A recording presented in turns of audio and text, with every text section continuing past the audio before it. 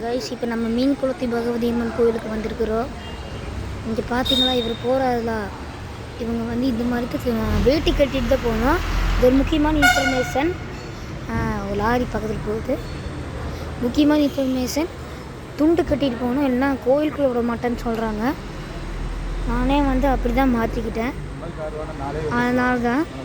அதனால் வேட்டி கட்டிட்டு வரணும். அதுக்கப்புறம் தோல் துண்டு போட்டுனா துண்டு போட்டுக்கலாம். இந்த குளத்துக்கு இந்த இடத்துக்கு ஏன் தெரியுமா மீன் குளத்து பகவதி அம்மன் பேர் வந்துச்சு? தெரியுதுங்களா? குளம், அந்த குளத்துல மீனாக இருக்கா, அதனாலதான் மீன் குளத்து.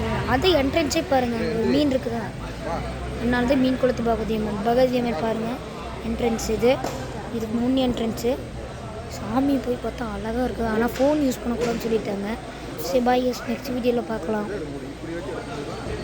பாருங்கள், இந்த கோயில் அழகாக பாருங்கள். மீன் பாருங்கள். இது நைட் நேரத்தில் வந்து கூட்டம் இருக்காதுன்னு பார்த்தா பாருங்கள் எத்தனை கூட்டம். பாருங்கள் எத்தனை கூட்டத்தை பாருங்கள். சாமி அந்தளவுக்கு பவர்ஃபுல். வேட்டி கட்டிட்டு தான் வரணும். சரி, நெக்ஸ்ட் டைம் பார்க்கலாம். Bye guys. இப்படிக்கோங்க. இவர் மறக்காமல் சப்ஸ்கிரைப் பண்ணிடுங்க. பாய்.